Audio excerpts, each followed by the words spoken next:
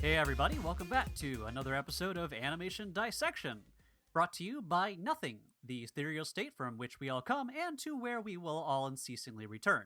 Nothing. It's exactly what it says it is. So, some of the eagle-eyed and eagle-eared listeners of the show will probably realize by now that, uh, from the title alone, we are not going to be doing Ghost in the Shell standalone complex this week. Unfortunately, our guest has developed a bit of a cold, so we're going to put that on hold for a little bit, and instead we're going to be bringing you an episode about He-Man and the Masters of the Universe. So we're very sorry about that, but hey, good things sometimes take a bit of time. So, of course, I am Neeksy here with Zorak. Howdy. So, before we get into that, I have a little bit of animation news. Uh, The Boy and the Beast, otherwise known as Bakemono no Ko by Mamoru Hosoda, is getting a US release by Funimation. It is going to be hitting select theaters March 4th, 2016, which is kind of a follow up of their previous release of Dragon Ball Z Resurrection F, which had done pretty well in its release. So hopefully, more of this type of thing will be happening in the future, where we'll be starting to get a lot more of the Japanese animated films released theatrically in the US in theaters, which would be kind of a nice thing for the medium to show, hey, there's different types of stories being told in animation. So Though, I'm, to be I'm fair, looking forward this to that. is a bit of a different film, a bit of a different appeal than the Dragon Ball one, where Dragon Ball one was clearly A just a nostalgia nostalgia thing. thing. And, Yeah. Mamoru Hosoda is a phenomenal director, but it's a different kind of anime. It is to some extent. I think a lot of people also remember him for doing the Digimon stuff as well. But I mean, Sure. yes, I get, but that's a much more cursory connection, of course, than Dragon Ball. But overall, I think it's just good to have that. I mean, I remember trying to get to see Paprika in theaters, at least in the U.S. Hmm. It was a lot harder to find theaters to do that. I mean, I think we're also seeing the same thing with Anomalisa, but the fact that they're actually being theatrically released at all is a really nice thing to see happening. So, again, I'm not one of those people going like, shitting on cartoons for being for kids, but I'm like, it would be nice to see it also being used as a broader storytelling medium than what we have kind of decided over the years that the medium should be. So I'm excited about that. I hope it does well, and that it means that we'll start getting just a larger variety in our animation diet stateside. Not having to rely on it being mostly a subcultural thing. I mean, it still will continue to be a subcultural thing, even if it's in theaters. The key thing with that is more that, hey, the general public needs to accept it as being not just a niche subject. And I mean, we I think getting it out there over time kind of chips away at that. sure. I'm just saying we're still in the time, in a period where people won't like animation would never win best film Yes, I mean you're correct in that. I'm just because saying it's that. not respected as it's treated as its own separate thing. Like, oh, it's not even in contention because why would you put an animation with a real film? I mean, it's not a real You film. don't tell real film stories with animation, seems to be still the conventional wisdom, but I think over time these little steps kind of chip away at that a little bit. I mean, again, Sure, I'm not saying it's over, guys, we did it, job done, dusting off my hands sure. and all that, but it's getting there, and I'd still like to see continuing steps forward, but I think this is one avenue in which we can start attacking that. To be So fair, yeah. So other than that, there's actually speaking of more advanced films, or at least more R-rated, or films not intended primarily for kids. Augenblick Studios, which is formed by Aaron Augenblick, is directing a feature film called The Adventures of Drunky. So people who are familiar with that studio will know that they did things like Ugly Americans on Comedy Central. They have also done a lot of things for Wonder Showzen. They have this very well, they've also done a lot of various advertisements. I think they even did a bit of animation for Amy Schumer's show when they did a thing about female voice actors and things like that. It was pretty good. So I'm excited just because I like their style. It's this very iconic. It has kind of a retro feel to it hmm in a weird way, but I kind of like that. Their animation is very smooth, and it's really interesting because they don't use tweening that much. So to divulge, I have worked for them in the past, and they're probably some of the best in betweeners in the business. In that and probably one of the most organized studios. Like if you wanted to learn production design, not from a necessarily the artistic side, but just how to coordinate your production, like they're really strong at that. So they know how to get all their ducks in a row. So I'm excited for it. It's going to be interesting. I've always felt that the style was really well suited to television. It'll be interesting to see how well it translates to feature film. I mean, I think it was the same thing when the Aqua Teen Hunger Force thing came out. Not to compare the styles being remotely similar, but in the sense that it's a televisual style being put into a feature film environment, if that makes sense. Sure, and like with like Aqua Teen, like that was a show that was very reliant on, okay, here's a 15-minute episode and we're done. Like, it's a very short form. I never actually saw the movie for that. I didn't either, but in general, I think all they really did is just probably letterboxed it in a bit. I don't see them having done, usually it's like whenever they made a when you were a kid and they had that like animated TV series and they would make a movie version of it, the animation quality being like a sudden jump up in the way the camera treats things and all that, the depth of field, et cetera, et cetera. There was always this kind of stylistic distinction between what is televisual and cinematic. I mean, I see this with live action film as well. You'll see critics saying, well, this film seems very televisual. It doesn't seem like, a cinema film. I think the same thing applies to a lot of animation. So it'll be interesting because the Augenblick style is a very stylized and it embraces flatness. Right? It doesn't shy away from it. It does this. It's this era of. It harkens back to this retro era of embracing, very symbolic, very symbol based designs, but moving more smoothly and loosely. So it'll be interesting to see because Hmm. we'll see how it works out. I mean, I'm kind of interested. I remember back when I was working for them, he mentioned trying to get this project going, Drunky, the Adventures of Drunky. So it's finally interesting that he's been able to get this project off the ground. So it'll be really exciting to see where that goes forward. I hope that as some of the advertising and the announcement has been calling it, well, it's like, finally, an R-rated comedy and things like that. And I go, well, I hate that as advertising because that's what that To Hell and Back Ugh. thing was advertising itself purely as it's animation, but it's R-rated, and go like, oh, if you're using that as its only selling point, that's not good. So, but Oh, again, this project is so early on that I just think in somehow that became the headline. So, not sure. Either way, I'm excited to see what will come from it. Other than that, I really don't have any more news. So let's get on to the main subject here, He-Man and the Masters of the Universe.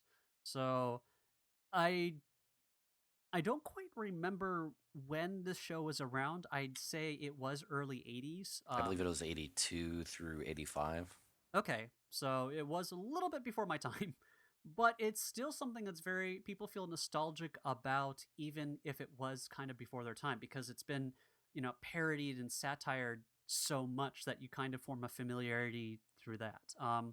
The only other thing I know about is that it was animated by Filmation, which carries with it a little bit of just a, a bit of history behind that, in the sense that Filmation was kind of well known for being like a not exactly the highest quality animation studio. Oh, And He Man, I think, was very iconic for what people recognize what a Filmation cartoon looks like in that regard. So, yeah. um, very stiff, awkward animation. A lot of the characters, for the main characters, very much look the same, but with just different clothing and hair for the most part. Um, Very strange rotoscoping at sometimes, where the rotoscoping somehow looks more janky and weird than if they just did the normal janky and weird hand drawn animation without doing the rotoscoping. Um, I've tried to figure out how it doesn't look as good as rotoscoping usually does, and I'm guessing it's because it's probably a combination between the actors when they had them acting out the motion weren't very well versed in how to do that. I mean, there's a reason we have people like Andy Serkis who are specifically hired over and over and over again to do good motion capture. Rotoscoping and motion capture have a lot to do with each other, and it can, it's not just the ability of the animator to use the rotoscoping well. The footage that they provided has to be well acted.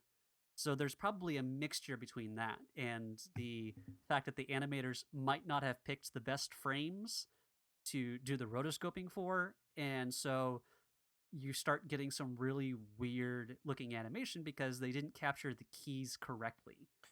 And the other thing about the rotoscoping and a lot of this show is that while there are sequences that are like kind of interestingly animated, they reuse so much of what they did animate and what rotoscoped, shots they have that you can basically within the same episode, you can basically go, oh, that's the same shot from earlier. That's the same shot, same shot, same shot. Like they constantly reusing the same rotoscoped animations, and given how stilted those animations are, they often stick out. Like it's the same thing will stick out each time you watch that animation. Like, oh, that's the one where it's a weird like sort of angle where it's kind of like at like a 70-degree above his head but tilted back, and then he'll walk into the middle of the thing and then stop in the middle of the frame with his hands in front of him in a weird way, and Yeah, then they'll it's like continue. a walk and a settle. He'll walk in You a know, settle, and just the weirdest. The way he settles in that one rotoscope that they're constantly using is so bizarre because it's like that's no pose anyone would ever assume for any reason, and they just or constantly it was assumed for a reason when they first shot that footage, but you can't reuse that because that pose was made for one specific instance. sure, but they reuse it constantly too, and there's a lot of that sort of stuff that make really calls out like just how inadequate the rotoscoping is, and And the well, they don't rotoscope. even have the ability to direct around it, really. So like No. you'll have a rotoscope shot or a reused shot, but because the directing is so inept, they don't just have someone do a cut after that reused animation in a way that gives it any power. So like they'll do that punch to the camera, but then instead of cutting to, I don't know, a pose of him finishing that punch, that arc of the punch afterwards, they'll just cut to another character somewhere else looking off screen and reacting to it, and then maybe you'll see the other character the person being punched fall down. Sometimes not ever. Mhm. So it doesn't have any impact. Like you can reuse that stuff, but if you are intelligent in your direction, you can still have it, carry through continuity wise. There's no good continuity of motion and action in this. So it's animated and edited together in a really frenetic, disconnected style, and you end up laughing at a lot of these action sequences because the way the characters are jumping and running and bouncing around, it doesn't make any sense. So your brain just goes like, "What the fuck is happening?" And it becomes funny because it's so awkward. Yeah, and it's certainly also funnier in the sense that you'll have these like sort of kind of fluid rotoscope shots where they're fluid but stilted at the same time, and then they'll go immediately into like these basically like 2 frame animations for like everything else, and it just it's so just disjointed and weird that your natural reaction is just to start breaking out laughing at it, like just like Well, that's like the natural reaction of the human brain when it encounters something so weird or disturbing is you end up just laughing. It doesn't have a response because what it's seeing is nonsensical. It's yeah, like, it's almost like it kind of like the opposite of like the flip side of the uncanny valley where it's not realistic. It's just that the disparity between these two different styles of animation or just how weird it is just responds in like instead of like a horror reaction like with the uncanny valley, but instead just like a just total like comical like just goofiness to it. Ugh. well, then, speaking of goofy, like the voices, Oh yeah. all the voices in the show. I mean, I think, a lot of people look back at, what's his name, Skeletor's voice, and I think a lot of it is kind of like Billy West's version of Nixon, where the robot chicken parodies of He-Man have kind of oddly become the way we understand what those voices sound like, because the robot chicken voice is slightly more nasal and adds a few more like sounds that he never really actually made. He never It's actually like says it's the Nix. yeah. Yeah, it's like yeah, he man. Like it's. But at the same time, doing that yeah is a really handy way of kind of softening or get introducing into the voice. Right. Whenever I'm trying to do certain character voices, sometimes I'll say a line that I use to get into a voice if I really feel like going really into it. So I think that yeah is a really handy way of doing it. Um, but it's also just funny because a lot of the voices don't sound like what you would associate with a hero or a villain in terms of being intimidating or powerful. Hmm. You know, like Prince Adam himself sounds like he's very nasal, and he sounds like kind of an old, that era of movie star where all the guys sounded the same. Hmm. It was that slightly nasal. I don't want to say like Atlantic accent because it's not really the Atlantic accent, but it's that vocal style where it's very nasally. It's very nasal, and it feels like overly like kind of stentorian to some degree, in a way that doesn't make necessarily a lot of sense given what he's actually Centaurian? You mean like stentorian. senatorial? No, stentorian, like kind Oh, of like stentorian. yeah, Okay. yeah, like he's sounding kind of like sort of like this sense of feeling like authoritarian. He's very authoritative about it, but he's not actually Well, saying anything that's everybody, really we authoritative. better go Exactly. investigate this matter right away. Yeah, exactly. Like It's like, it's oh, Cringer, why are you acting all so silly? Come on now, let's go on over here. And it's just kind of this well, like, we discovered the real problem of this was this. and it's like they're the trying to. cadence and Yeah, the delivery is cadence is very just weird. flat. And It, it, which is interesting to some degree in the sense that there's like only 4 voice actors for this entire show, basically. Like yeah, everybody is like one of the 4 main voice actors. Like, and they all well, sound like Hanna-Barbera cartoon characters. yeah, either you're voiced by He-Man's voice actor, Snagglepuss or you're voiced by He-Man's voice actor, or you're voiced by Skeletor / Man at Arms, or you're a lady. or you're any female character other than the extras who clearly are just people they found in the Jeez. office Oh to man, do those voice. episodes. One of the episodes we watched, we'll go into a We'll little go more into it, but detail. yeah, But it's one of them is just like, fuck. but in general, it's just so funny because it feels like you're watching a cartoon that wants to be action oriented and have these authoritative voices and have villains, and it's trying not to be silly. But the problem is all the voices are Hanna Barbera cartoon characters.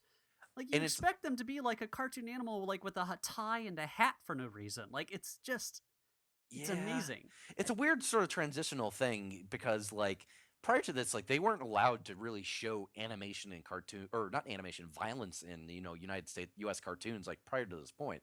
Like you could really not get away with showing on a lot on screen in terms of violence. Like the show was created, or considered. Man, I'm saying a lot of words incorrect today. It's kind of considered very sort of audacious for the fact that, oh, he just punches people. But you don't see him actually You don't land see it a the lot, but blow. and he throws people around a lot. But that was, that's Well, yeah, a big it's thing for the violence time. as solution, which of course I think that's why they do these really strange messages at the end, where it's like, "Well, everybody, the moral of the episode was something completely unrelated to how they solved the problem." Yeah, and I presume that's part of it, and that I presume that's also attempting to offset that this was also one of the first shows that is directly, hey, we made this show to sell toys. Buy our tie-in toys. They're super cheap. We are making bank off of them. Oh, Because and it's so reflected in the designs too, in that everybody in this universe has the same body type because that was the mold for the body that they mm-hmm. used for all of them, Yep. no matter what character was. Their face looks this. The only real differences are like the hair and whatever Outfit. armor that they put on Yep. top of them.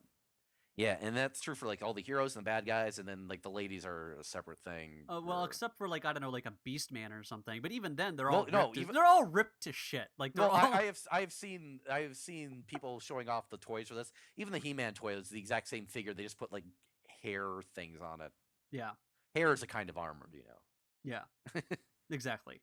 I mean, but that's what makes it funny. I think I think we talked before the show saying I think the word camp applies to the show Oh in yeah, many different senses of the word, in terms of both the irony and as well as the suggestiveness it is that's behind this. very. That's behind the concept of camp.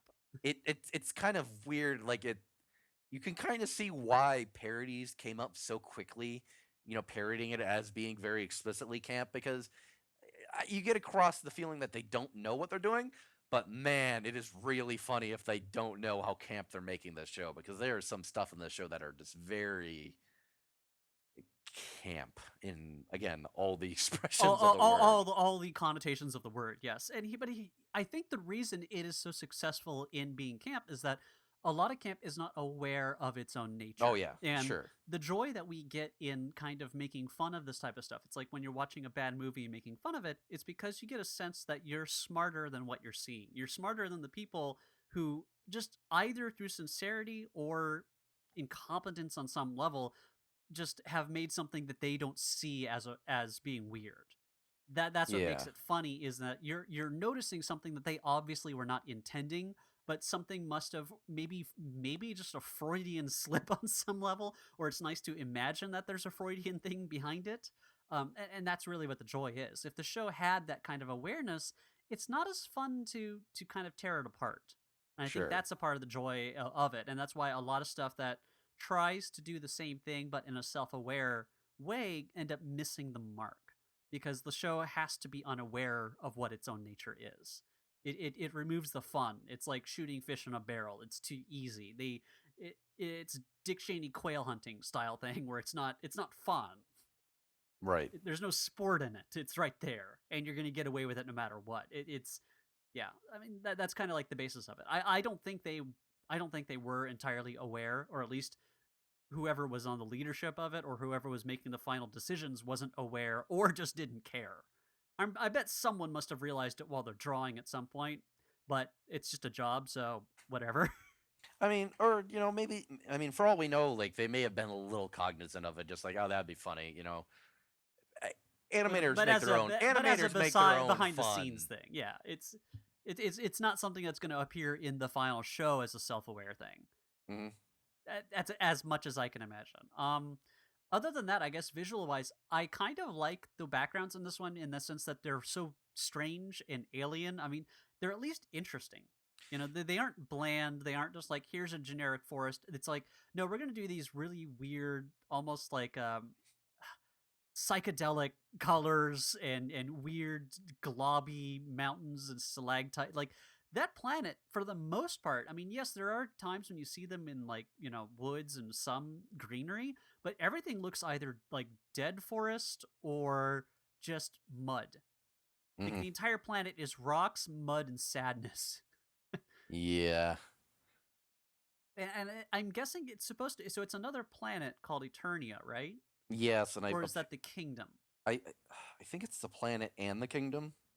But then there's these other like nations and things like that. Secretly, I don't know. It's vague because keep in mind Yeah. there is also like space travel in this series. Like the Well, they queen or mention whatever is from is Earth. the first woman in space, which is kind of it's like we've had plenty of women in space, and that it's weird.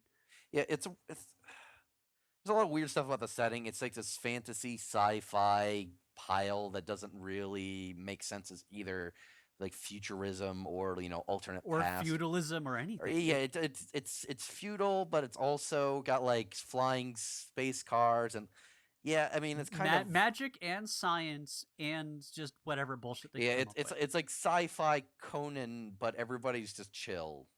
Everybody's Yeah. really chill except for Skeletor. Skeletor's not chill, and there's just No. like there's always like a wizard over every hill. Like let's go talk to the comet wizard. He works on comets. Like I don't know. I'd like to imagine there's like a wizard for everything. Like there's a Yeah. toilet paper wizard. There is Oh, we need like to talk to the toilet oh paper no, wizard to address our toilet paper problems. And Skeletor's like, yeah, I'll make an evil toilet to yes, foil He-Man and destroy Castle Grayskull. it will never flush right. It will always have lots of backflow. I'll get you, He-Man. It's. I mean, these are the love the. I mean, he's not okay. He's not that bad in his plans, but none of his plans really make sense. Like they never get to the GI Joe level of stupid.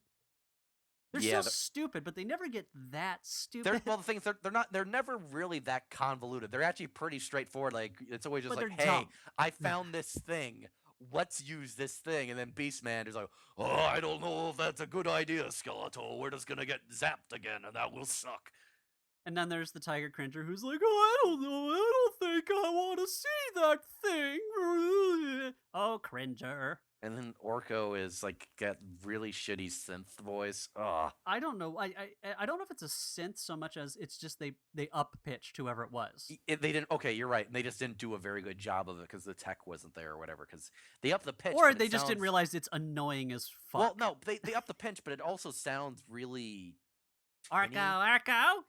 No, but the thing is, it doesn't though. It sounds like also really like it's It's going not to a like a human. It's vocoder. not a. It's not a No, voice that a human being can make on its own. because there's like a little bit of like electronic, like Interference junk of in it. some sort, Yeah. which is what happens when you try to up pitch or down pitch I something mean, you to could a do it. certain You could do it to a naturally. to You a could do it. level. You could do it without having that sound. The issue is that fact that they did it cheaply, probably. Well, no, if you over rely on the technology, you get the more you up pitch and the more you down pitch to a certain Sure. extreme, you're going to get more interference. You can do it a little bit up and down without people noticing, but after a certain point, it becomes noticeable and there's a lot Sure. more interference. It's like Ma- it's doing a lot of filters in Photoshop. Eventually, you're going to notice it, Sure. but if you do it slightly, it's easier to kind of pass under the radar.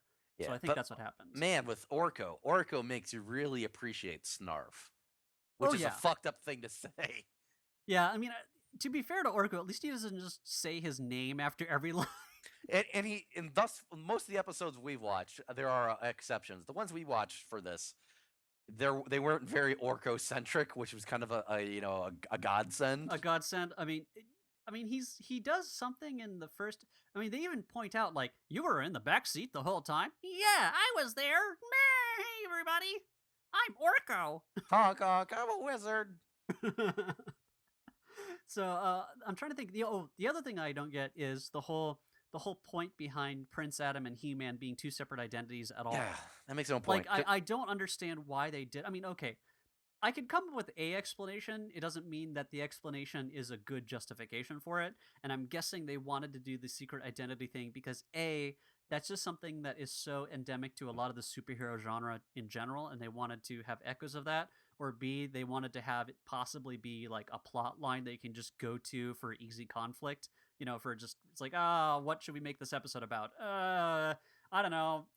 We haven't gone too much into maintaining the secret identity. Well, we can go to that one. It doesn't feel like it's that important. It just feels like we put it in there so as it's a thing we can exploit later if we run into a wall. Sure, and it certainly doesn't help by the fact like, okay, we immediately start off like, okay, 3 people know who the identity is. The ones that don't know, there's no real point in them To them not not knowing. Yeah, Like, it's okay, and it's not what's her like name? hiding the identity is going to be like protecting them because one, either they're already on the front lines with He-Man like shooting dudes, or they're the king and queen who Skeletor is trying to kill anyway. So who freaking cares? Yeah, like Prince Adam himself is always constantly in danger to start with, let alone when he becomes He-Man. Sure, They he's they just don't not they really don't doing they much have like typically. they have Adam go out on all these missions all the damn time. He is not a protected, he didn't have to adopt the persona or the mantle of He-Man to as a way of sneaking past the protections that he would be stifled under. Right. Like they don't address that point because that could have been a point. And Nope. that, well, I can't do this because as Prince Adam, they won't let me leave the castle. They feel like I have to be protected. So He-Man is this identity he can use to, you know, get around that.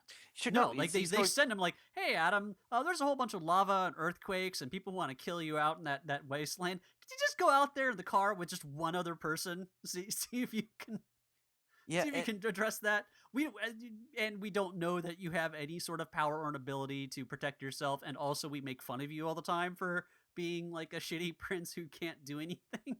But we're gonna send you out there anyway. We really don't like you. yeah. It's like it makes no like the people he doesn't tell doesn't make any sense because it's God. What is her name? The woman, the lady, the woman The female, character. yeah, it's Uh, T. Tila. Okay, I just Tila, looked it up. and So and with she, Tila, well, and it makes oddly, no. Tila is like the best character in the show because Yeah, she but actually.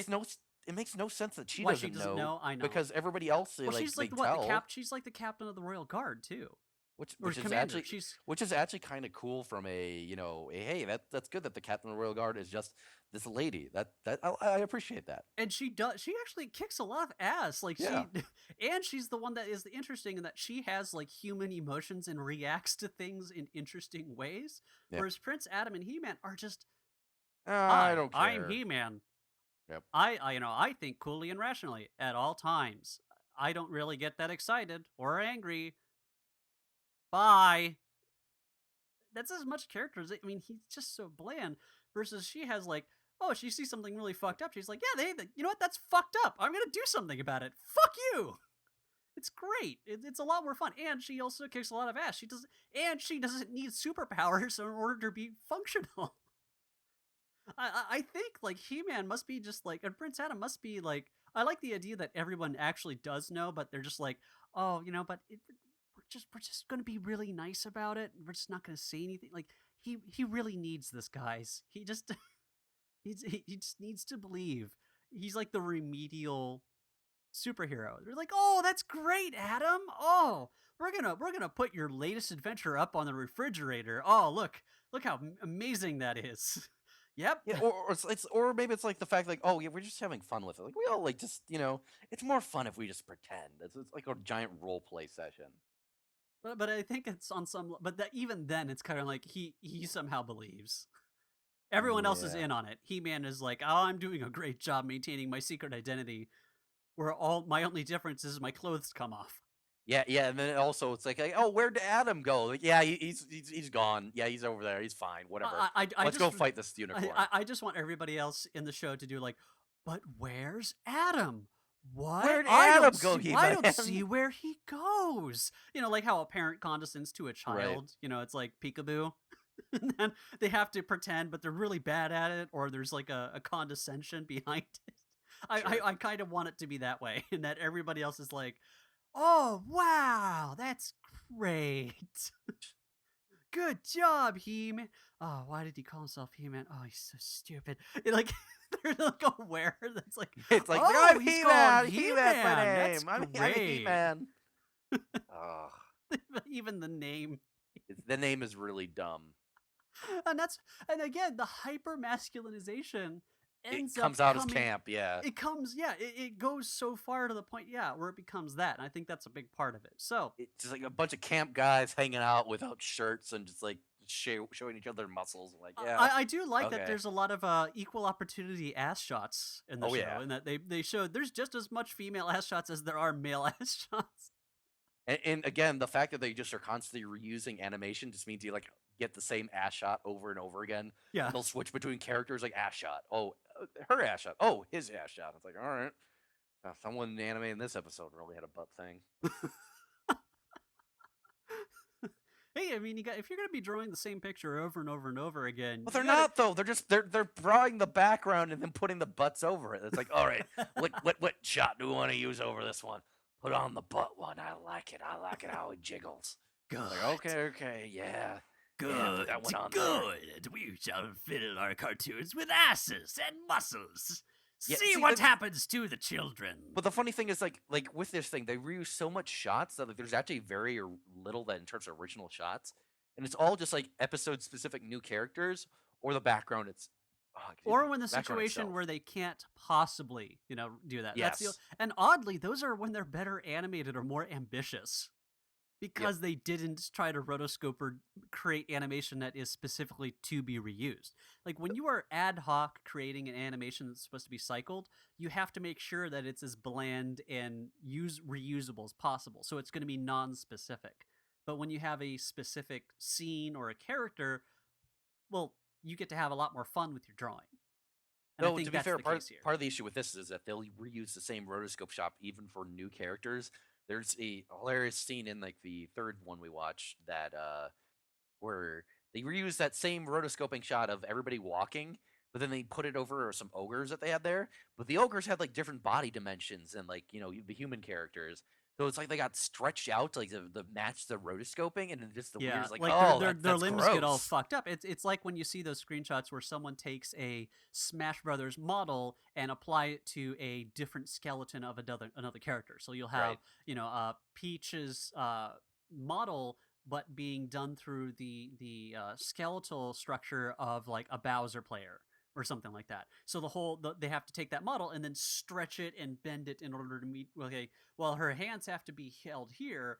Well, in order for her to do that, her arm's gonna have to stretch like twice its length.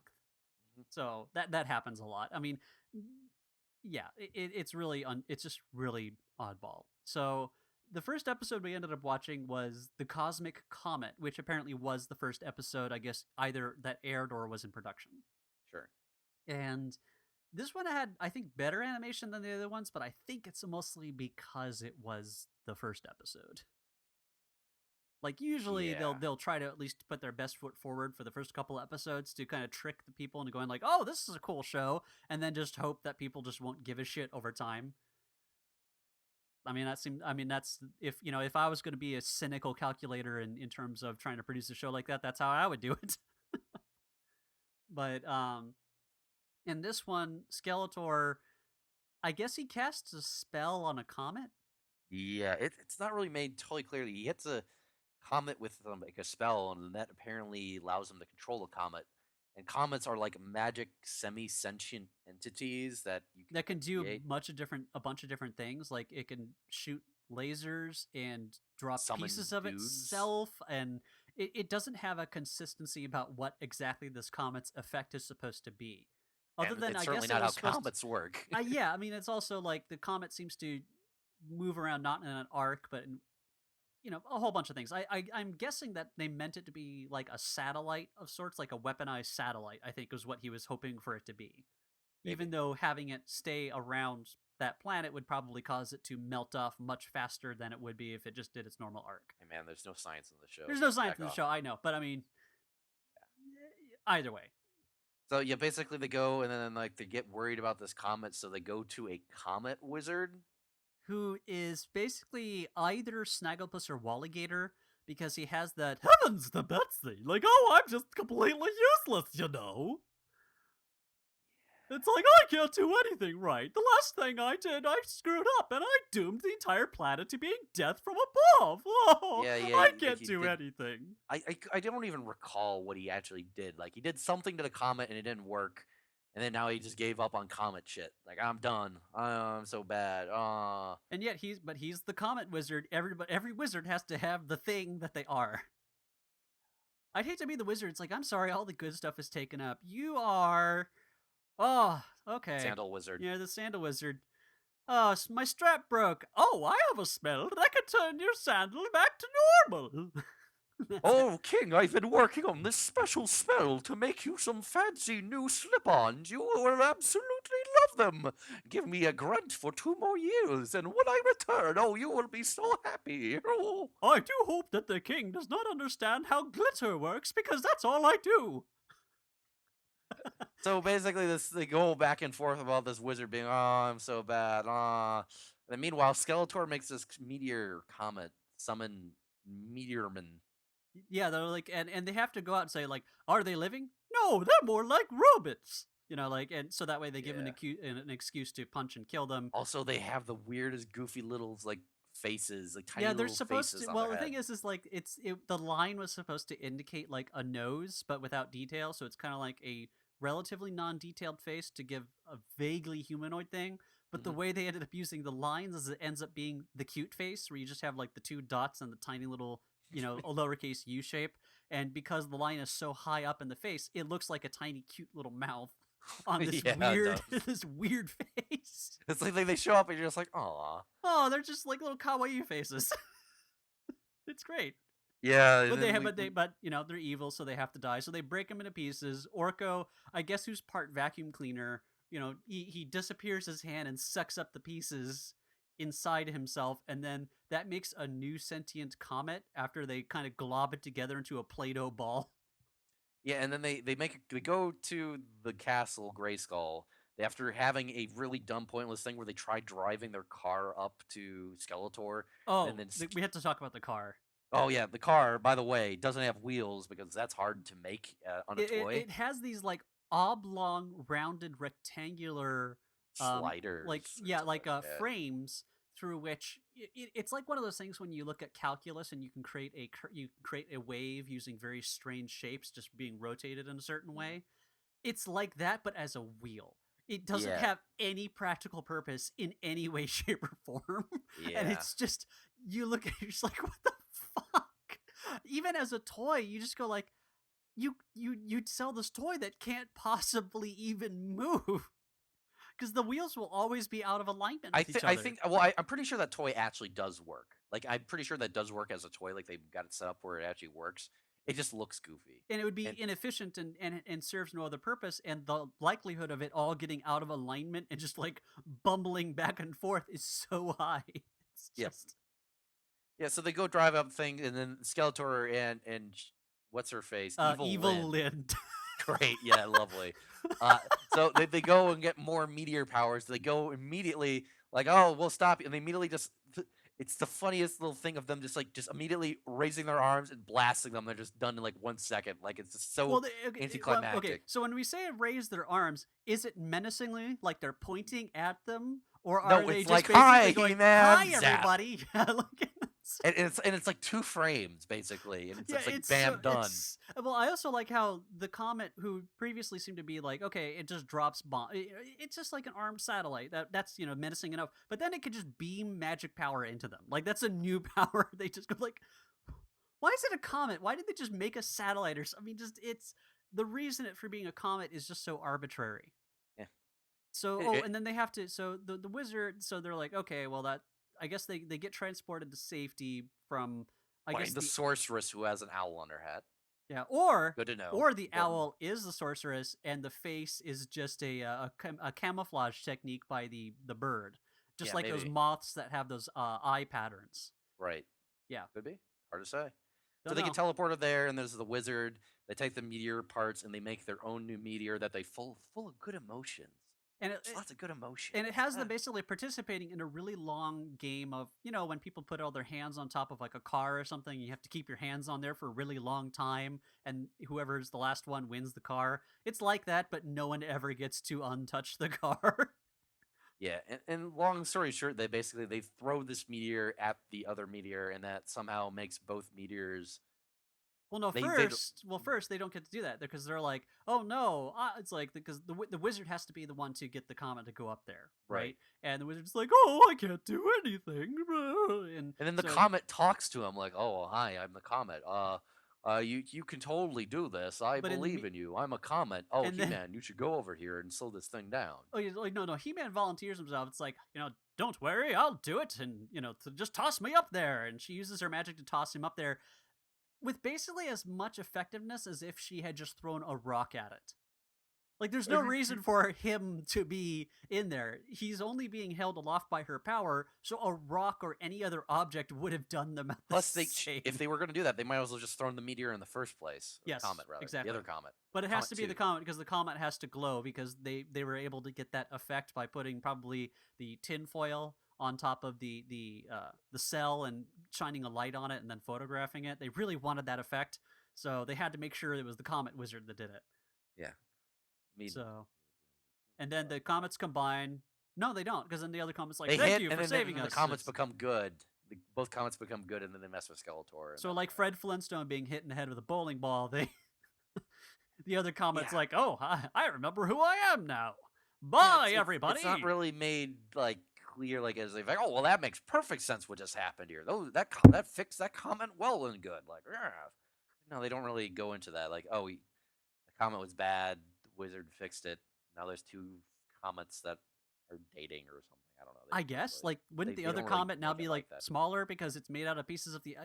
Anyway, so then Yeah. it all wraps up with a here's the moral of the story: don't give up. Yep. Or It's like, do. that wizard Doesn't gave matter. up. You The shouldn't have magic done that. just does everything. It's just whatever. Your life is pointless, kids.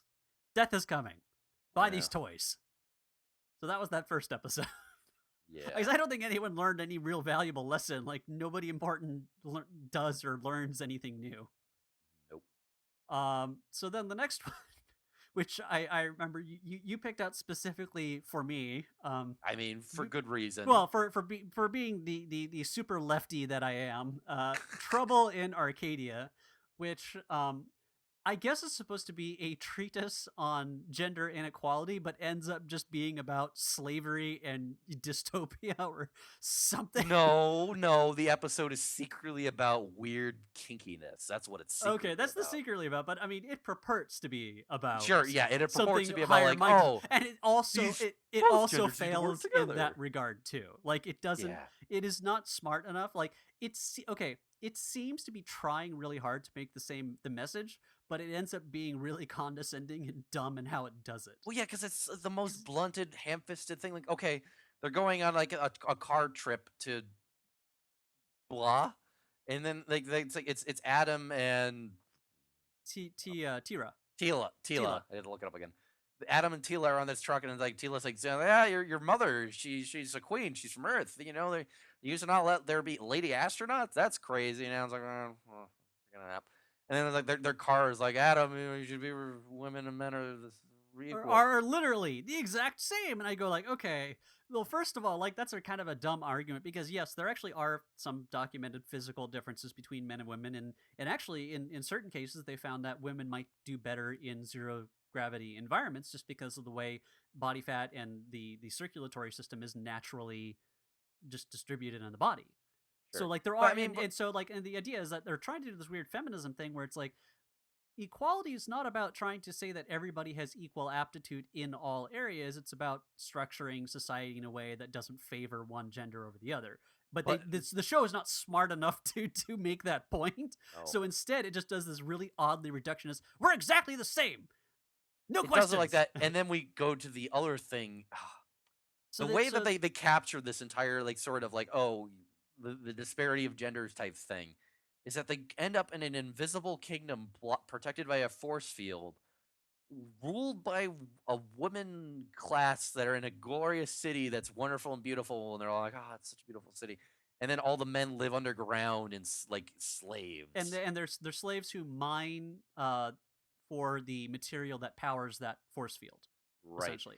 And, And and, and so they it's immediately get captured, and they get captured by the screamiest woman I have ever oh yeah. heard. Oh, also lasers that turn into cages. Yeah, laser cage. Like But yeah, the laser hits but and it getting makes a back to the cage. screamiest woman, this is the example we're talking about where it's like this person obviously was not a voice actress. This was just someone in the office because she sounds like Eliza Doolittle, but with that condition that the Will Ferrell character on SNL used to have, where he couldn't modulate the voice, the level of his voice. So she's just constantly yelling. Yeah, But she and sounds like that sci-fi trope. It's like, I am a moon woman. I shout all the time like this. I can't change the tone of my voice to express my emotions or different sensibilities. yeah, and it's also funny because so much of what these like side female characters in this episode say is just the stutteriest, stultiest, like like natural like thing. Like they'll just say stop in the middle of the thing, like, "Hey, no, you don't know. Well, never mind." And it's just like, Yeah. what happened there? Like, Wow, was that is a was nice that improv? sword.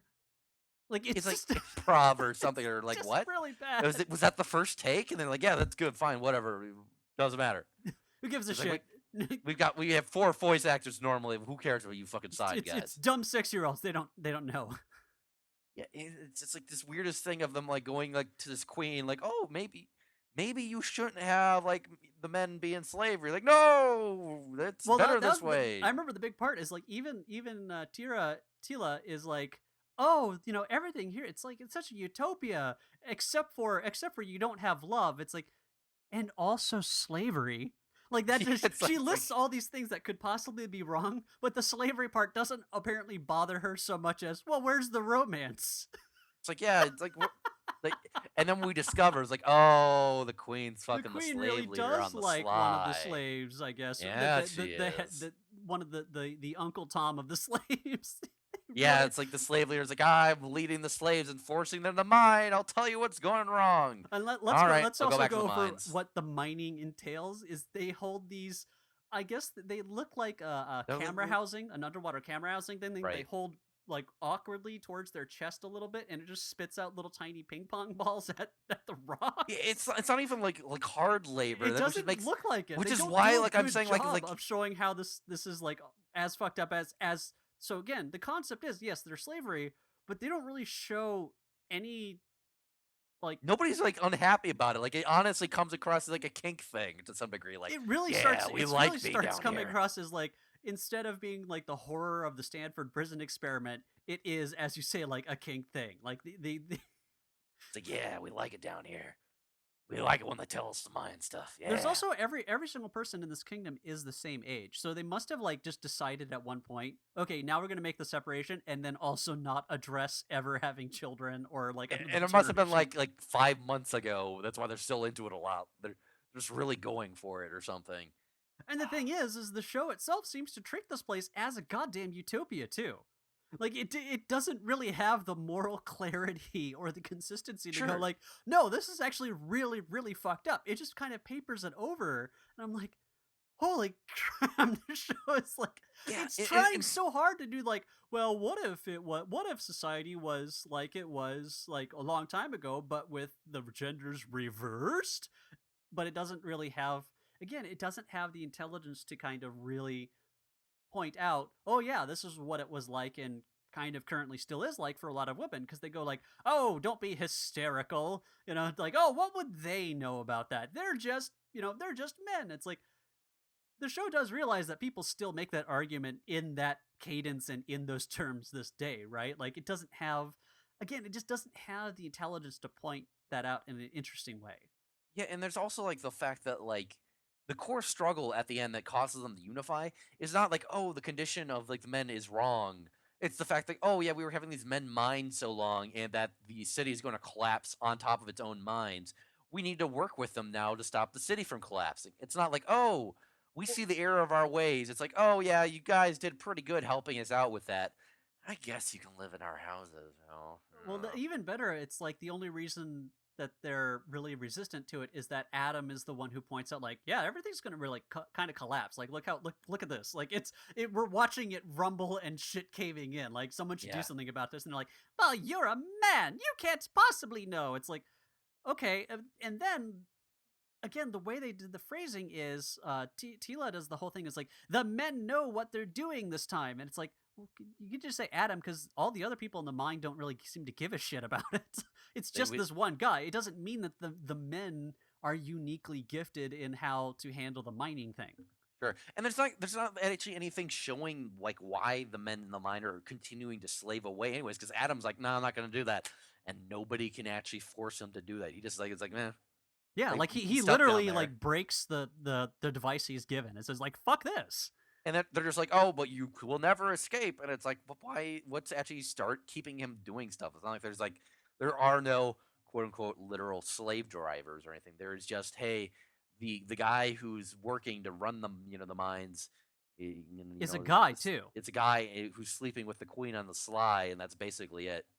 I guess. I mean, I think this brings up your theory much more clearly in that it has to be a kink thing, because there's no mechanic that is otherwise maintaining the system. It They're has to just be the really kink. into it. Yeah, Yeah, I mean, there's no other I mean, there's I no don't. I other mean, thing. if you approach it logically and also goofily, yes, that is the case. Yes. I mean, I'm sure the actual motivation is "Meh, it's a cartoon. Meh, we don't want to show bad stuff in the cartoon because we don't want to actually, we're going to redeem these people down the line. We don't want them to be, irredeemable monsters, which is a fair point. Which would actually make a, but at the same time, by pointing that, you could still have them redeem themselves by coming to terms with it, but they never portray it to such a degree where it's shown as being enough of a problem to solve. Yeah. It's And it's really all weird. just dumb. It's like just dumb. He-Man, he turns into He-Man, he stops the city from collapsing, and that's kind of it. Well, Oh, like and a lava flow breaks out and forms the foundation. This good thing of the the new city just city. Yeah. collapses entirely uniformly, so Hmm. like no buildings and the earthquakes tip over or anything. Yep. Ah, Yep. And the other thing with that is that immediately she's like, oh, we'll have equality again because we learned our lesson. Also, this guy, I've been fucking this flower, he's the king now. yeah. I'm married. Well, again, like I also like the idea is like, oh, we can fix this. Like the show seems to imply that this is just the way things have always been for them. Like it doesn't, you know, my joking theory was that they must have decided recently, but like the show very much treats this as like, what do you mean king? That doesn't make any sense. To the point where like, okay, these people obviously were just conditioned from birth through just generations of education and hegemony. Like that's how they believe. Yeah, Right. so just declaring that they're equal now, everything's going to be solved. There's not going to be like a mountain of problems and No, you know, everybody's immediately into it. Like that. like there's not going to That's be never. reparations. There's not going to That's be never like gone. That's discrimination. There's never. not going. Yeah, it's done. Like I It's decreed it. yeah. It's never been like it's like yeah, I guess it's I always guess been what I guess easy what we whenever have they do learned that. is that fascism is truly the only way to bring about equality. Like It's the apparently, message at the end. everybody immediately accepts it. Like, yeah, sure, yeah, that's fine, yeah. Well, then what was also the moral at the end too? Like they do that The- whole moral thing at the end. Was it just the equality message? Like, hey, Well, no, equality, that's no. good. Remember, they're the document that they used to Oh say. shit, you're right. The fucking Magna Carta. That's right. I forgot about that for a Oh, second. and also at the end of this episode, Orko, you were in the back of the car the whole time. Yes, I was in the back of the car the whole time. That's silly. Yeah, and like then they go like the lessons like, yeah, there was a certain document in the past that taught us that everybody's equal. That was called the The Magna Magna Carta. Carta. It's It's like like what? no, that Magna Carta was basically rights for nobility, and they had a little bit habeas corpus and like common law stuff in there that was like But that was important, nowhere but it near was talking no about way about like human rights of like equality. individuals. It was about like rights of the nobility to have more over like the king, basically. Like there's no commoner rights or equality of people or like genders. None of that. Yeah, like it's just of all the documents they could have picked throughout history, they just went, Yeah, oh god, sure. it was just Like, yeah, the Magna Carta, that's the one you want to go for, guys. I mean, oh. I could maybe see like them like in universe saying that, like, oh yeah, I could see these, Well, because they're a aliens, king they and don't know queen, shit. but they're like, they are nobility. They've got invested interest in that kind of shit. I guess well, they also never really kind of addressed the whole nobility Well, commoner yeah, thing because at all. that's too. I mean, it is to be fair a show for kids. Well, They're yes. not going to go into like the fact like, oh, how about the fact that royalty is inherently wrong, or oh, royalty is good. It's like they're not going that deep. Well, of It doesn't course. matter. I mean, and we're being facetious in certain level Sure, of our sure, examination, but hey, that's camp. So yep. It is that God, that episode in particular was just like camp in like a different way, like yeah, in a but kind of like well, a again, I just find it really funny in that it thinks it's being so egalitarian and so feminist, but in fact, it's really just condescending and dumb, I mean, and ends up being like, not it almost wants to decry slavery, but it never does it in a way that ever makes sense. Because again, she describes this dystopia, and the problem is not slavery; it's well, there's no romance.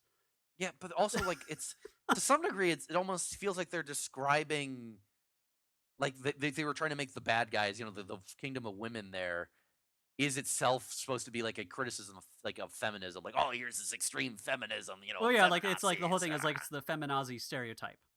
Like Yeah, it and wants to do it's that, and that's absurd. the yeah, and it's the worst way in which to do thing because all it's doing is like, well, see, look, men can suffer too. It's like, oh god, it's just a really bad system of doing that. Hmm. So and also it doesn't again, feminism is a lot more to do with like patriarchy than it has to do with other things and et cetera, et cetera. It's but Sure. you know I'm not going to get too far into the weeds in that, but the overall idea is that the show, the reason it's funny to me is the episode so believes it's making a good point and that it's being so good, and that in fact it's just really bad at it. Right. So and then so the last one is another, I guess it's another kind of moral episode, but it still also falls apart. The Huntsman. Oh, yeah. This is an episode that's like utterly how simple this episode is And belies how long it is. how convoluted the steps they do to get to the point they're Sure. trying to make, and So also it spends so much time on the most annoying character. Well, okay, I guess because we didn't see a lot of Orko, and he was luckily just almost never used. But like Cringer, this tiger who is God, every yeah, word. He's he, basically Shaggy and Scooby Doo mixed into one character, and it's like that's oh. that is a good description actually of it. I mean, I was just waiting for him to say, "Zoinks! I don't like this."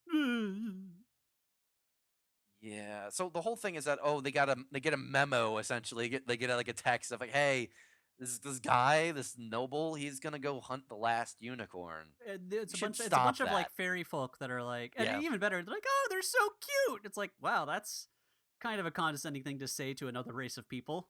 Yeah. It's You're like, adorable, oh, you guys are so cute. I love you guys. just aesthetically. I don't know anything about you because I've never heard about you till now. Like in like a parody of this, they would just immediately just like pull out a cigarette and be like, "Yeah, we got a problem. This guy's trying to hunt the last unicorn. That damn unicorn's ours, guys. Nobody, We're and I milking the mean unicorn nobody, tourism fucks with market. the Fey folks things. We At can't least let no him one who ruin fucks our with it and lives with business. it. We're shaving off its Ugh. horn and selling it in the black market. You We're can making make a killing. lot of good penis pills with that horn. But no, they don't go there. It's like these fairies, like, yeah, help us use the unicorn. We love it. We love this unicorn. And they No go. other parts of our bodies move except our mouths. Yes, that's weird. But they also go out and say like, oh, this is the last unicorn. Like this It's a species dead is end fucking species. Yeah, it's wrecked. It is like one generation left. It's already too late at this point, basically. But they focus so much on the fact like, oh, it's the last one. That means it's important because it's the last one. It's like, no, if it was the last two, that would be important. If it was the last dozen, well. I mean, that to, would to be be important. fair, the last one still is important, but Sure. they aren't making a convincing case of it in the fact that it is the last one. It's a dead end species, and since they don't really have, I guess, well, I guess they could have genetic technology or magic to clone it or whatever the fuck, but they're not going to get into that. Yeah, I mean that's beyond. They the could have scope of just made this. it endangered and still have it be important. Sure. They didn't I mean, literally have to be like, this is the very last one. It's like, no, it's an endangered species. Like Yep. it's yeah. And then basically it's like, look up her name again. Every single time Tila and Adam go over to this noble's place, like, yo, you shouldn't hunt this unicorn. That's whack. And then you discover the fact that he isn't even killing these animals. He's freezing them like in place in like a horrible, never-ending like nightmare In of carbonite, like, oh, essentially. yeah, they're like frozen there in like carbonite, and he can like release them at will, and it's fucked up. And It's like a fate it's like worse than death. Yeah. exactly. Well, And and it's also like, the guy oh, has no eyebrows, and my theory is that he's basically the equivalent of one of those like Oregon militiamen, because he's like, "Damn you, federal Eternians! You don't get to meddle in my affairs. I want to hunt however I want to hunt, and I'm going to try to assassinate you two in no way that's suspicious that anyone will ever figure out." fun fact, just to interrupt this, completely unrelated to anything we talk about, shootout just happened on that Oregon thing. Oh FBI dear are God. rating it. Oh dear. So moving on with that unrelated animation subject. So Well, it's kind of related because it's very similar mentality to yeah, it this. kind of sounds like well, it's the last one and I want it. You can't stop us. You know, you nobles can't. You other king can't stop me. And the funny I'm thing a is like, sovereign citizen. well, the funny thing is like, they're Your like, yeah, flag doesn't have legally. doesn't The, have the right features on it. Therefore, your laws do not apply. the I funny don't do dentistry all my life and not hunt endangered animals. Damn it! the funniest thing about it though is like, okay, yeah, you have the legal rights, but I'm gonna go talk to my dad, and he's like, shit, he's gonna go talk to his dad. Yeah, that's technically my boss, and then he calls some ogres to shoot down their plane, Who are really and just gnomes. they're ogres, they say, I know, but they look look like like tall gnomes and gnomes. they're tiny. Like usually you think ogres ogres and being big things, but They're yeah, like long gnomes, they're weird. but yeah, but the whole thing's like, yeah, don't kill them, just like hold them for a little bit while I go and murder this unicorn, or or lock up this unicorn in like suspended animation or whatever. But again, the plan makes no sense, in that the timing of it would be because like they didn't go there without anybody knowing about it. Everybody knows they went there for Yep. the specific purpose of talking about this. If they suddenly just disappear and never, because the gnomes say, they're not the gnomes, the ogres say, we're going to keep you as slaves for the rest of your lives. So basically, they're just going to be disappeared, and then I guess no one's going to notice that, you know, gee, this guy shot his unicorn, and these two people that were supposed to stop him disappeared and never came back under mysterious circumstances. This is clearly just a case closed. No mysterious disappearance. No one ever is going to find out. Yeah, and it's like, oh, we just hold them up for a little bit. And like, yeah, but realistically speaking, if they get out later and they go back to the king, like they could just say, hey, unsuspended animation, that unicorn, like stop it. Like the fact that it's Yeah, reversible, like defeats the entire point. but And I the only guess it's fact, him wanting to take possession of it, and I guess it's against the unicorn's desires is the basis of that. I mean, because oddly he is preserving it, but yeah, but because but he but because but, they end but up for unleashing purposes of animals that he had locked down, like to try yeah, to fight but them. for the but I guess it's is intent. And again, I'm still thinking that it comes down to he maybe thinks that this unicorn is the way to regrow his eyebrows, because what the fuck is up with this guy's face? Yep. It is creepy and weird. It's like they forgot how to draw a human at this point. I don't know. So then there's this weird sequence where the fairies end up having to try to defend it because I guess Tila and He-Man are delayed in trying to get this, and I Which guess the whole ogre side plot is completely pointless action that is just like boring as shit. and again, it makes me wonder why they spent all this time with Cringer and Battlecat being like almost like a central part of this episode. Like you'd think it would be about this character. It's like, oh, you finally showed your real bravery this episode, kind of thing. Like they do with Orko sometimes. No, they just kind of drop it. So they spent all this time with this annoying character for the first half of the episode, and then just never really deal with it the rest of the time. It's just Hmm. obnoxious. So then these fairies do these things where I guess their magic just like grows things is what they can do. I don't know why he doesn't just grind them up and make penis pills out of it. I mean, there'd at least be logic. Right. I don't know. Like none of this Yeah. makes sense. It feels like filler. Everything in this thing is filler. The entire show is filler for an advertisement. Right. Well, yeah, exactly. But I mean, it's kind of like even for what it is, it feels like Oh yeah, filler. Just well for the story, yeah, that individual story, it's a bunch of filler. Like there's a bunch of here's a bunch of sequences that there's no real reason for them to have been there other than to fill time. Exactly. sure. So I'm trying to remember. He has the robot dog, And the robot and dog gets like then Cringer the Battle Cat just straight up murders the dog right away. yeah, though this is after that's after they capture the unicorn and they fucking start sieging his house for no reason. Like we're gonna fucking siege this guy's house because fuck it, We're we're not going to just call breaking for it. like reinforcements or anything. Even after they already say, oh, it's his legal right to do this. They just like fuck it, we're just gonna start shooting his fucking house up and Well, to be smash him. fair, he did try to kill them. Yeah, but To they be didn't know fair, that. he did hire. They didn't know that though. Oh, Did they they? didn't know that, but I mean, talking about the overall morality of the Sure. situation. It's like, Yeah, ex post facto, they're okay there. But at the time, it's kind of like, oh yeah, I I don't know, in know. the moment, or like what they should have probably done is like, hey, let's go back home and kind of regroup about this thing because this is like, what the fuck happened here? Yeah, Like, and then I don't know. they go through there, and it's like a dumb fight scene where he reanimates Manos, and he almost gets killed by one of his own things, and Which like then looks like an eldritch horror. It's yeah, like and then it's a weird monkey with tentacle arms and a beak. I think. I yeah, don't it's like some remember. sort of tentacled owl there, but yeah, they save him from a different one they by freezing it, and then that's apparently the all he needed to say. Oh, you guys didn't murder me. It's like yeah, because we don't want people to die in general or animals for that matter. And it's like oh, I learned a valuable lesson.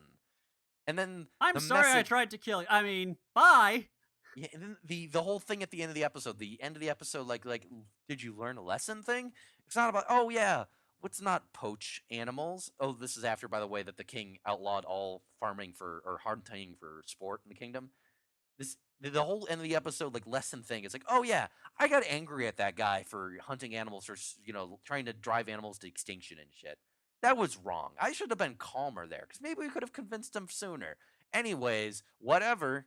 Yeah, like it's really weird because again, she was the only one who goes like, "This is really fucked up. Like we should go and yes, you have this law, but we should probably change that law because look how fucked up the situation is. Yeah. Like you're just going to keep hunting these things to extinction because again, the reason he wants the unicorn so much is because it's extinct. Yeah, So 'cause it's like why wouldn't just he getting then? off on how endangered it was. It was weird. Yeah. So like, what wouldn't stop him from going like, oh well, I'll just keep exterminating all these things to make sure this is now the rarest one because that seems to be what gets his rocks off on this whole Yep. thing. It's just so fucked up. And again, like, My and phantom so eyebrows are twitching.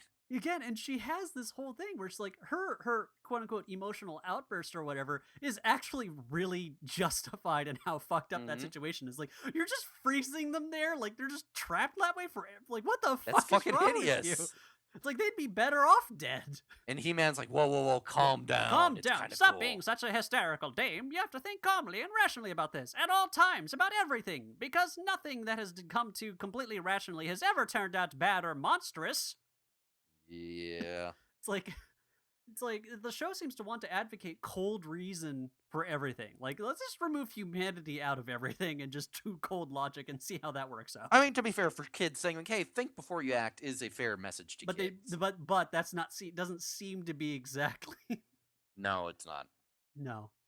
So Yeah, it was a weird episode, and just nothing of importance happened. The possibility of a character arc that could have been something, even if it would have been dumb, was just not even attempted. Sure. So there you go. And again, Battle Cat, I don't know who's more annoying, him or Orko. I have no idea who's the most annoying one, but I'm thinking Battle Cat. Yeah, because he's just the whiny like scaredy cat character, like her. But that's just the fucking worst thing. Like in any shows, like nobody finds that funny, did they? Even as kids. No, but even then, when you have the cowardly character, sometimes having them be right is kind of an interesting thing. Like have that Hmm. be like, oh no, they're actually kind of rational and correct, and then they also have their moments of like in this one, the cat has to be brainwashed into becoming Battle Cat to become brave. So it's not even a character choice. Like he tries to hide from turning into it. Hmm.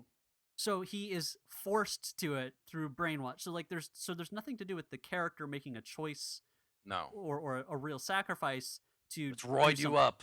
Yeah. And then brainwash you. Like so it removes anything interesting about a character who chooses to do something that might be irrational but good for someone else to the sacrifice of the self. There's Sure. something fascinating in that and by someone choosing to do that. Well, in this case there's no choice, so it's not interesting. Yep. So it's just like, well, there goes that arc. I mean, I guess he does do something brave in that he grabs the sword, I think, from the but that it's treated as just like anything else in the show and it comes to an action sequence. And the It's action not it's sequences not are given almost always like significance. chase sequences, and it's just dumb. Yeah, it's not given any significance in the episode in any way, shape, or form. So again, like so that could have been, but I don't know. It doesn't. It's just a very directionless like episode. Right. I mean, the show in general feels kind of directionless, and it's so episodic to like a pointless degree, and like by the numbers, and reuses so much of its own, animation. It just, yeah, Well, I mean, there's a way to do things episodic in a way that they don't feel that way, but this it's show over is at clearly Ghost in the Shell standalone complex. yeah. So, when speaking of again, that will be next week's episode. Sorry we couldn't do that one, guys. Yeah. But hey, it gives you some more time to watch it. It is on Hulu, but the only one on Hulu is the dub version.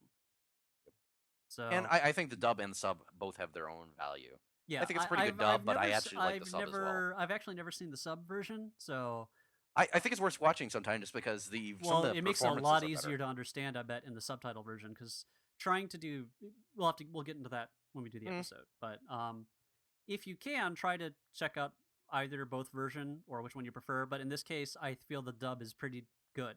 yeah, So it's a good it's dub. not one of those ones where it's like, oh, oh shit, you know. Yeah. So check it out. Get ready for next week. But other than that, I guess He-Man was it. He-Man's one of those things where you have to watch it with friends. It's not.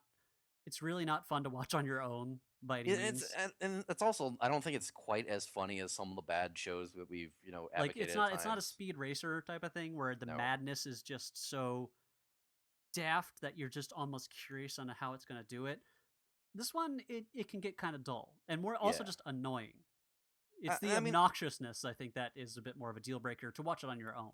yeah. I mean, I imagine that if you have nostalgia for it, like it might have value because it wasn't like actively terrible. It was just Well, it becomes it it's just blandly terrible to me. it's blandly terrible in the sense like, oh, it's something that clearly is just made for a 6-year-old audience, and that's it. That's 6-year-olds from 1983. Yes. And it's like, if you were a 6-year-old in 1983, maybe you'll be able to get more value out of, like, yeah, Orko, I love that guy, or It might be interesting if we can track down some episodes of when they tried to remake the show. mhm. I remember they tried that, and I'm kind of I curious watched some about. of that. I barely remember it. I The barely remember it as well. I think it felt like the same thing as kind of like this, but with more plot. but with trying to, and it's like you Yeah, can't save this. There's you add in all the sincerity you want. You can't rescue this show. right. So, but it's fun to watch with friends. I would recommend it mostly in that context. Because again, it's not one of those ones that you can really watch on your own and get as much enjoyment out of it. So, Yep. And you can find most of these episodes on YouTube, essentially, probably all of them at this point. Yeah, I mean, I found all these ones on YouTube. I don't think doesn't seem like they're very controlled.